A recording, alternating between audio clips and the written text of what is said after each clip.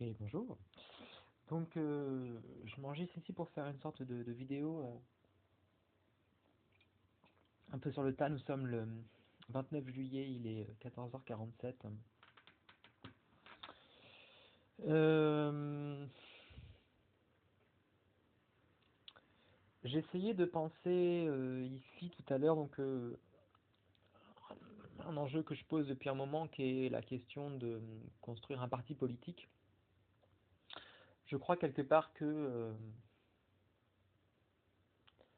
enfin, dit comme ça, c'est vrai que c'est marrant, mais qu'en fait, je me sens aujourd'hui donc dépassé sur la question du politique. Hein, j'ai l'impression quelque part que, comment dire, la politique institutionnelle m'apparaît fatigante parce que trop en retard, dépendant de logiques très lentes. Euh, En fait, j'ai l'impression que c'est des lieux vraiment de pouvoir, c'est évident. Enfin, et en même temps, c'est comme si ce que j'essayais de penser aujourd'hui, c'est une politique qui ne se baserait pas sur le pouvoir. Une politique qui essaierait de penser en termes de puissance, par exemple, de construction d'une puissance, de construction quelque part d'un mouvement qui ne serait pas dans la logique du pouvoir. L'idée un petit peu là-dedans, c'est que finalement, ce qu'on appelle politique, souvent, c'est une capture du pouvoir de l'État. C'est-à-dire qu'il y a quelque part des groupes qui s'organisent et qui essayent de structurer en effet une majorité pour prendre le pouvoir d'État et imposer leur pouvoir à tout le monde un petit peu, quoi. Alors bon, voilà, et la gauche elle est prise dans ces conflits-là aussi parce qu'elle-même elle veut prendre le pouvoir et en même temps, plus elle veut prendre le pouvoir, plus quelque part elle fait des sortes de compromissions. Donc il y a un truc qui ne fonctionne pas. Donc je sens quelque part que le paradigme ne fonctionne pas là-dedans. Notamment Gilles Deleuze semble proposer une autre politique, une politique autour de la ligne de fuite, hein, où il ne s'agit pas de prendre le pouvoir mais de s'en échapper justement. Dans l'anarchisme aussi, on ne cherche pas le pouvoir. En tout cas, on cherche quelque part à construire une autre organisation. Donc ça dépend, il y a différents types d'anarchisme. Il y en a qui veulent construire des contre-pouvoirs, d'autres qui veulent être dans des logiques un peu plus individuelles, d'autres qui veulent, voilà, dans une logique un peu communiste aussi, communaliser les moyens de production, etc. Bon. J'ai l'impression pour ma part qu'en fait, il y a la possibilité d'un retournement. Alors, ce que j'essaie de penser ici, je crois, c'est une sorte de retournement de la question du pouvoir.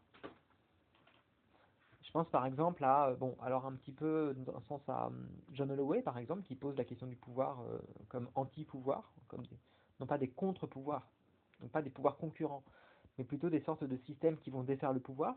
Hein. C'est George Agamben, il y a le terme de destitution, c'est intéressant. Le destitution, c'est aussi le fait de construire de défaire le pouvoir, d'être dans une puissance qui défait le pouvoir.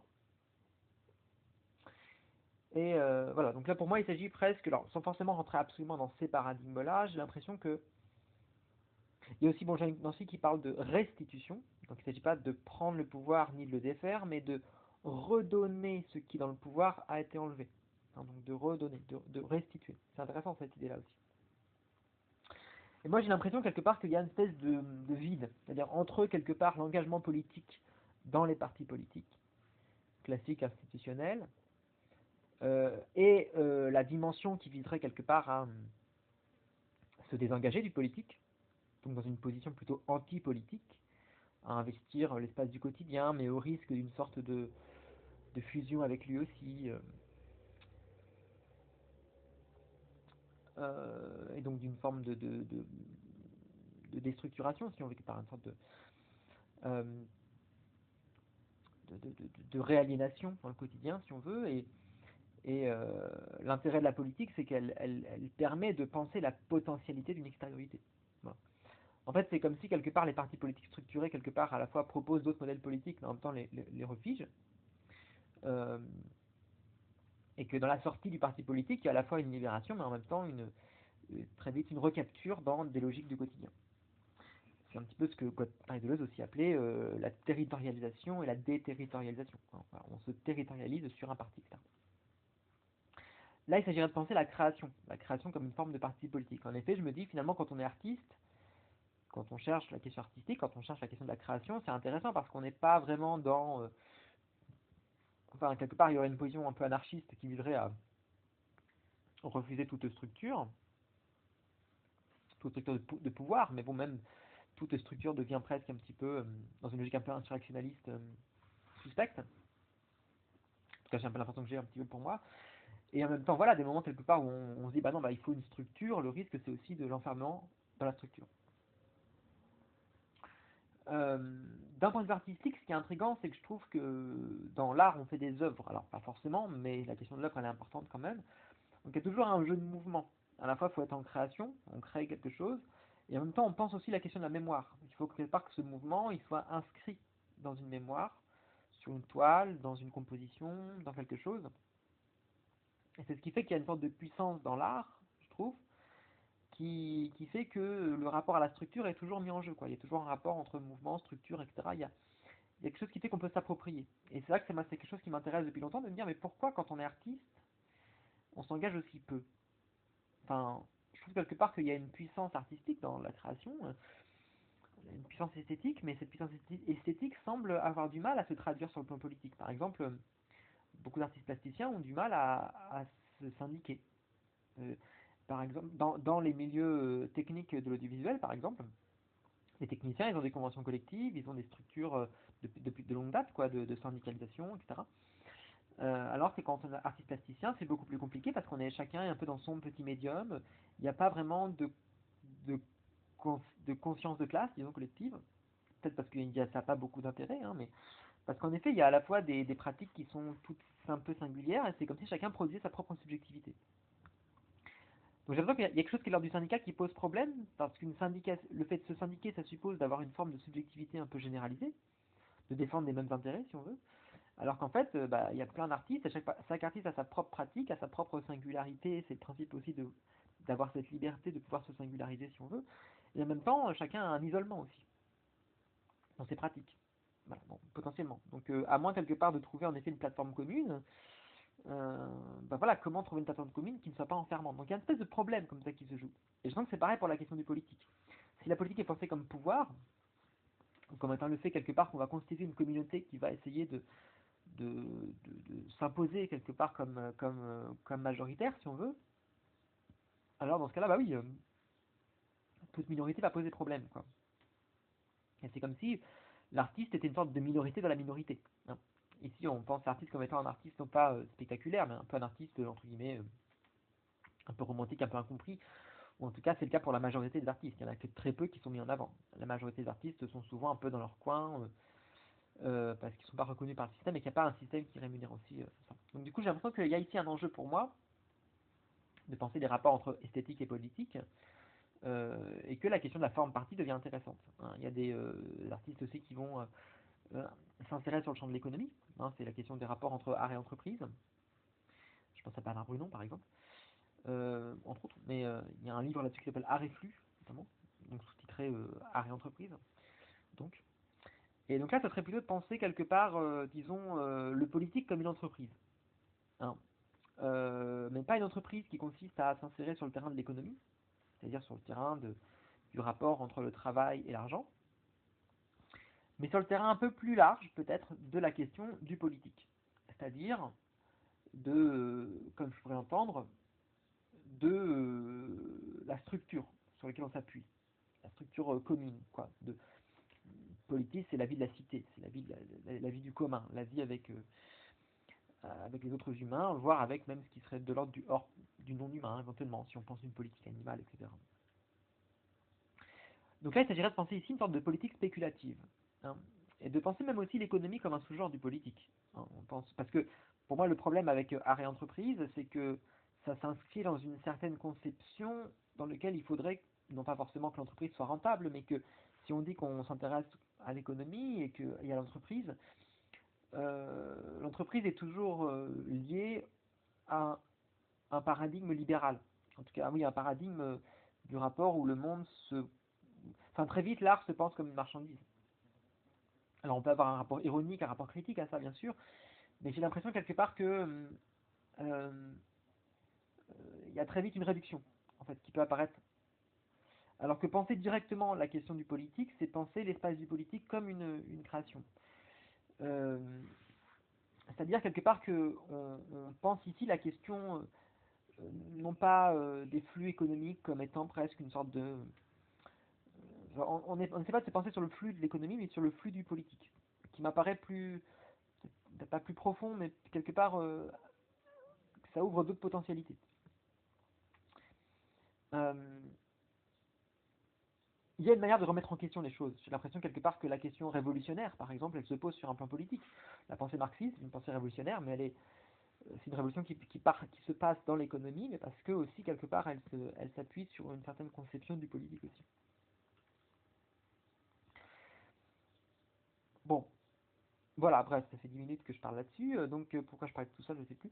Voilà, donc l'idée pour moi, ça serait du coup de constituer ici un propre parti politique. Moi j'ai l'impression en effet d'être comme capturé dans des partis politiques, dans un sens, soit quelque part on est... parce que c'est ça quelque part, moi je me reconnais pas dans l'économie, telle qu'elle est faite, mais l'économie elle m'apparaît un truc écrasant, c'est un peu le capitalisme ou quoi, et elle est structurée par du politique. C'est ce truc-là qu'en fait, bon, aujourd'hui, bon c'est un peu caricatural, mais on donne beaucoup d'argent aux grandes entreprises qui en ont déjà beaucoup, et puis on en enlève aux gens qui en ont très peu. Donc il y a pour moi une sorte de politisation de la question économique, dans lequel l'État, dans le système néolibéral, se met au service non pas du marché, hein, mais au service du capital. Hein, donc là, il y a l'idée quelque part que, dans un sens, le capital s'accapare l'État, hein, dans un sens, que le capital utilise l'État pour comme une sorte de logique perverse un petit peu. C'est que c'est déjà les gens qui ont beaucoup d'argent qui vont utiliser l'État pour prendre de l'argent aux gens qui n'en ont déjà pas beaucoup, en fait.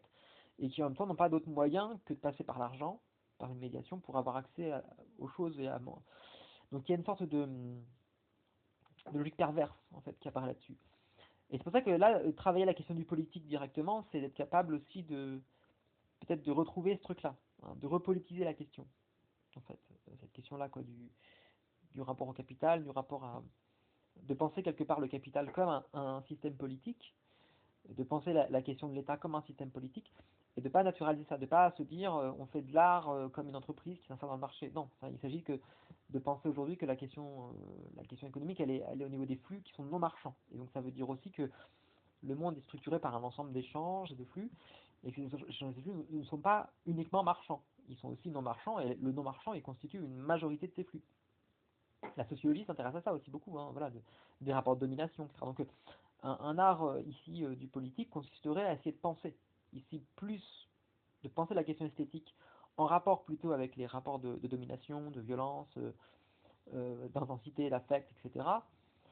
Plus que quelque part à partir d'un vocabulaire qui renverrait quelque part à la question libérale, qui me semble déjà inscrit dans une conception un peu, disons facilement, pour le dire vite, un peu bourgeoise. Parce que quand je lisais justement des bouquins sur art et entreprise, voilà, je voyais toujours une sorte de volonté de réappropriation du vocabulaire libéral, on en faisait une critique éventuellement, etc., mais sans jamais s'en détacher non plus, quoi, au bout d'un moment. Et ça me posait problème, quoi, aussi. Parce que je voyais un truc qui était finalement une dépolitisation, en fait, aussi de la question. Euh, donc voilà. Ce qui est intéressant là-dedans, c'est que ça permet de penser aussi l'art sur un autre terrain. Ça veut dire que, en effet, il y a un petit peu deux accès pour l'art, quoi. On pourrait dire trois. Bon, j'avais déjà parlé là-dessus, hein, sur l'action du système, etc. Euh, L'art comme espace qui est inscrit dans l'État, c'est-à-dire un art qui est financé par des subventions d'État, donc plutôt lié aux universités, à quelque chose qui serait un petit peu dans un positionnement intellectuel entre guillemets, enfin dans le but, voilà, enfin en tout cas dans une logique un peu étatique, quoi. Donc du coup c'est un art d'État, mais le problème c'est que l'art d'État, bah, ça produit aussi des formes de censure, on est dépendant de l'État, si l'État est pris par des gens politiquement avec lesquels on n'est pas d'accord, ça marche pas, donc il y a une logique de centralisation, de reproduction d'une élite culturelle, de dépendance aux subventions, etc. Bon, même si c'est aussi des choses très intéressantes qui peuvent s'y passer, hein. Je ne suis pas contre évidemment les universités, etc. Et c'est très bien que ça existe, mais il y a des systèmes ici en prise et ça pose des problèmes, je trouve, parce que ça centralise, quoi. Et dans le néolibéralisme, bon, l'État est lié aussi beaucoup au marché, donc il y a plus, c'est même plus un contre-pouvoir par rapport à un pouvoir du capital. De l'autre côté, il y aurait le capital directement, qui serait du coup le marché, mais c'est un marché qui est plutôt destiné aux riches, qui permet aussi peut-être certaines choses, hein, bien sûr, mais aujourd'hui, en tout cas pour ce qui est de l'ordre de beaucoup d'art contemporain, il y a une mainmise énorme des grandes richesses sur la production artistique. Donc tout ce qui est de l'ordre du mécénat aujourd'hui, quelque part, c'est soit des structures publiques, soit des structures privées, mais qui sont quelque part, qui ont tendance à se rapprocher, ce n'était pas forcément le cas auparavant, dans le néolibéralisme. Donc du coup, ça constitue un certain pouvoir, un certain ensemble, une classe aussi qui va détenir ici les moyens de production de l'art et donc de la perception, et qui est que j'ai d'abord voilà, ce consentement au spectacle intégré. Alors, c'est quelque part où on se dit, bon bah après tout, pourquoi pas, ça permet d'avoir un seul système, donc il n'y a plus de tension quelque part. Et même chez Marx, il y a un peu ce rapport-là, je crois, de se dire quelque part qu'au fur et à mesure, on va vers un espèce d'état général, quoi. Le marché et l'état ne font plus qu'un, finalement. Ce qu'on se dit, c'est terrible parce que c'est un système complètement dominateur et qui écrase toute possibilité d'une extériorité. Bon. Moi, j'aime bien l'idée qu'il y ait une extériorité possible à ça. Non, parce que sinon, ça veut dire qu'en effet, on est complètement dépendant d'un seul système et c'est une logique totalitaire aussi. Bon. Donc voilà, c'est pour ça qu'ici, quelque part, la question ici d'un parti, d'une logique de parti, ce serait de se dire, mais qu'est-ce qui est oublié là-dedans? Qu'est-ce que, quelque part, cet espace centralisé, qui produit ici un art centralisé, et, disons, totalisant, ici, comment le néolibéralisme produit une totalité, un rapport totalisant et centralisé autour dans lequel l'art et l'argent sont dans une sorte de fusion et il n'y a plus de différence, et pourquoi pas? Pourquoi pas? Peut-être que c'est aussi très normal et pertinent. Bon. Mais qu'est-ce qui se perd là-dedans? Est-ce qu'il n'y a pas des systèmes de censure, des systèmes qui se perdent aussi là-dedans? Bon. Voilà. Donc, je pensais du coup la question ici du rapport je dirais, rapport au travail, c'est pas dire pour, mais du rapport au parti. Hein, c'est comme si quelque part il y avait en effet un parti néolibéral. Euh, et le terme néolibéral ne fonctionne pas très bien. On pourrait dire que c'est un parti, disons, étatico-capitaliste, si on veut, parce que c'est pas tellement du libéralisme, c'est d'abord du capitalisme. Parce que le libéralisme c'est un peu différent. Et c'est un parti aussi qui serait, voilà, c'est aussi pro-État, quoi. Donc il y a un truc comme ça. Il y a une alliance entre l'État et le capital au sein d'un même système. Euh, L'action ici serait de penser, en effet, bon bah, est-ce qu'il n'y a pas une sorte de contrepoint? euh, Je tourne un peu en boucle, hein, ce que je raconte, c'est pas terrible. Mais voilà, l'idée du coup, ça serait ici de penser en effet donc du coup des micro-partis qui seraient quelque part comme des singularités, des micro quelque part positionnements politiques, des failles un petit peu quelque part que l'État et le capital n'arrivent pas à ingérer et qui constitueraient une sorte de contre-politique. L'idée c'est quelque part c'est que cet espace un peu totalisant, il écrase toute autre possibilité d'émergence de nouvelles politiques. Parce qu'il est là quelque part pour récupérer toute critique, toute volonté d'extériorité. Il s'agirait ici de lier ensemble ces luttes, si on veut, ces articulations, quoi. Donc, par exemple, voilà, la pensée queer, la pensée décoloniale, la pensée anticlassiste, etc. C'est des choses qui sont compliquées à récupérer par le capital et l'État, parce que lui-même, quelque part, il est pris là-dedans. Mais il y en aurait plein d'autres. Hein. Il y aurait plein d'autres choses. Ces domaines-là sont déjà assez structurés. Mais il y aurait plein de micro-parties, quelque part, qu'il s'agirait de défaire aussi, quoi. Je pense au logiciel libre, à la question des affects, de quelle manière les émotions peuvent être des formes de résistance. Quand j'ai pas envie de me lever pour aller travailler, bah, ça veut dire qu'il y a quelque chose en moi qui résiste au travail. Donc quelle est cette résistance et comment cette résistance elle peut préconfigurer un potentiel politique, par exemple. Donc c'est déjà comme ça qu'elle parle de cartographier presque l'ensemble des petites résistances, des petits espaces comme ça qui essayent de dire quelque chose pour voir s'il n'y a pas là-dedans, quelque part, une certaine manière d'agencer une contre-proposition, si on veut, qui ne serait pas encore présente dans les domaines du politique. Par exemple, la question du rapport à la paresse. Hein, c'est vrai que moi j'ai beaucoup travaillé là-dessus. La question de la paresse, la question du refus du travail, bien qu'elle soit en effet maintenant, je me rends compte, un peu nuancée, hein, en tout cas pour mon travail, pour ce que j'ai pu en travailler après, quelque part elle révèle quelque chose. C'est-à-dire que dans le travail est un enjeu politique. très puissant. Il y aurait aussi une redéfinition, ça que je crois que plutôt aussi quelque part que ici juste cartographier des résistances. Pour moi, ce qui m'intéresse dedans, c'est de faire aussi une forme de déplacement de la question du politique, de repenser une nouvelle ontologie politique. C'est-à-dire, par exemple, voir de quelle manière. Enfin, la politique, pour moi, c'est pas juste une mode de pensée, c'est aussi de l'action et du faire. Hein. Ça veut dire, il ne s'agit pas de penser autrement, mais de voir aussi comment je peux appliquer quelque chose. Mais par exemple, installer Linux sur mon ordinateur, c'est déjà un geste politique, qui n'est pas un geste de pensée, c'est un geste d'action, parce que ça demande une compétence technique d'informatique, etc. Je sais pas, déménager, changer de ville, habiter à la campagne ou à la ville, c'est un geste aussi qui peut être un geste politique aussi, bon, qui n'est pas juste une idéologie ou une pensée politique, mais une manière de s'impliquer dans le quotidien, même s'il n'est pas reconnu comme ayant une action immédiate sur les structures. Et donc du coup, il s'agirait ici de penser un système, disons, métapolitique ou archi-politique. Je sais pas si le terme archi-politique est... Je sais pas ce qu'il représente, mais c'est un terme que j'avais vu passer sur Instagram.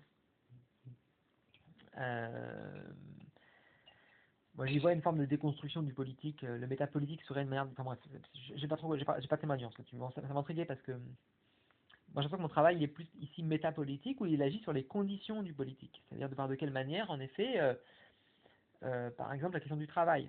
Donc là, il y a un livre là-dessus que je vais essayer de lire tout à l'heure. Mais de quelle manière le travail s'inscrit déjà dans une certaine conception du politique. Et donc, travailler le travail, si on veut, c'est travailler les conditions qui permettent ensuite le politique derrière. C'est-à-dire que les rapports de force dans le travail, les rapports au patron, etc., sont des enjeux déjà politiques.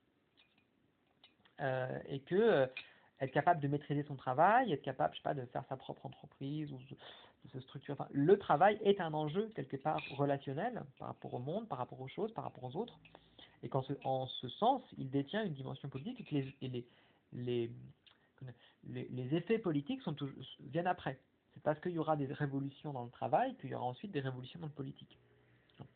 Mais je pense aussi quelque part que sur la question du féminisme, par exemple, le travail au niveau de la famille, tout travail qui vise à s'émanciper des logiques familiales, des logiques patriarcales, des logiques de violence, etc., ont ensuite des impacts très forts sur le plan politique, ont des effets en termes de structuration d'un mouvement qui vise à changer certaines lois, changer certains rapports, etc. Et que le rapport qui est entretenu par rapport à un père de famille agressif et violent, par exemple, va ensuite se projeter sur la fonction répressive de l'État, par exemple.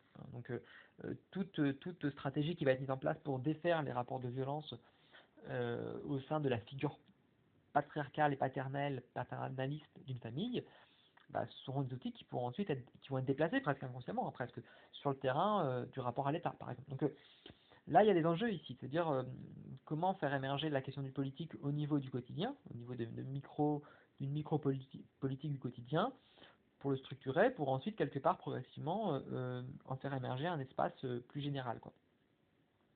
Ça rejoint un petit peu les questions qu'on trouve chez Henri Lefebvre, qui ont été reprises notamment par la pensée situationniste, hein, de se dire que la question de l'aliénation, elle est dans la vie quotidienne, hein, dans la consommation, dans le rapport qu'on entretient aux choses, etc.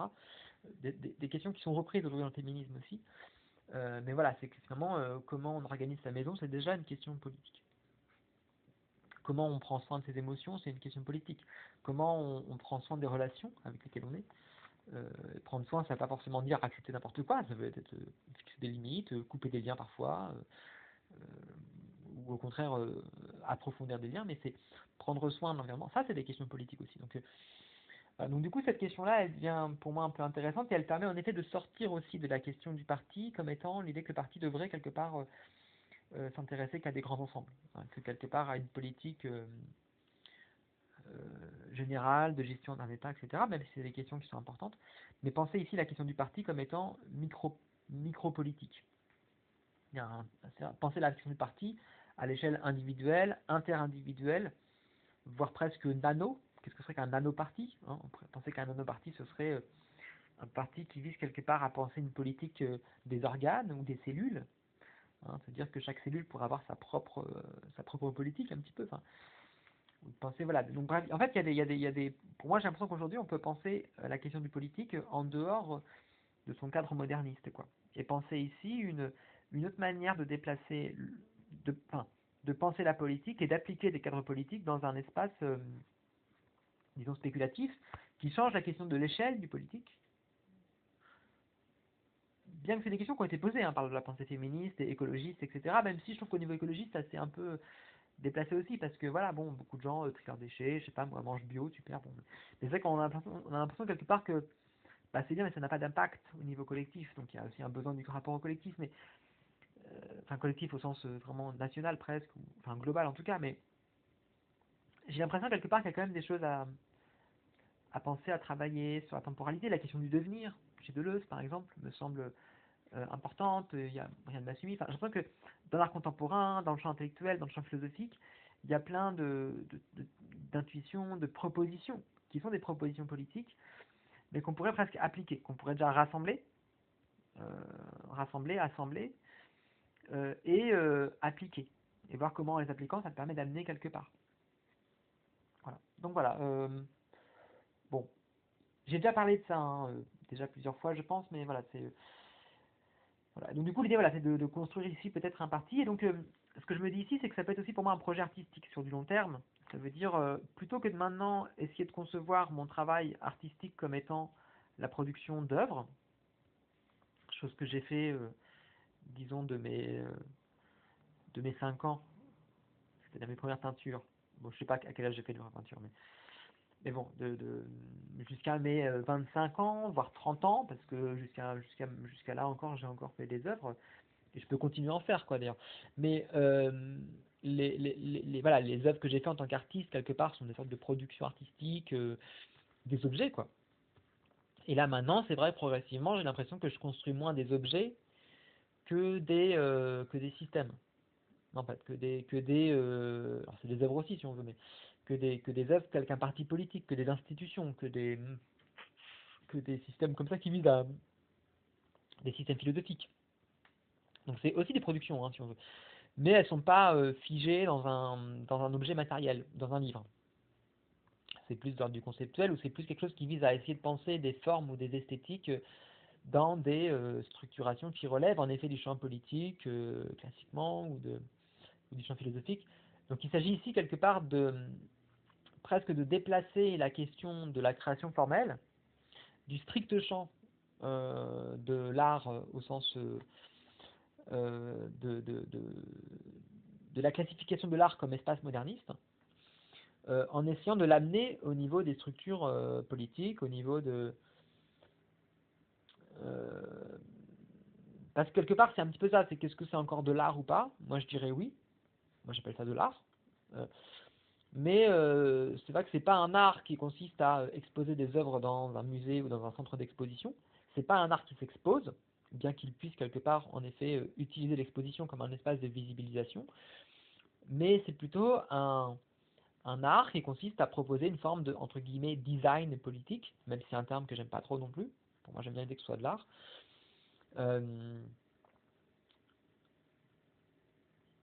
On pourrait dire un art politique, après tout simplement. Il faut peut-être pas trop s'embêter avec ça, quoi. C'est-à-dire un art qui travaille avec les formes classiques du politique, mais en investissant la question de la création. On peut dire aussi la création politique. C'est intéressant ça aussi. Création politique ou politique expérimentale aussi. Ou politique radicale, éventuellement. Bon.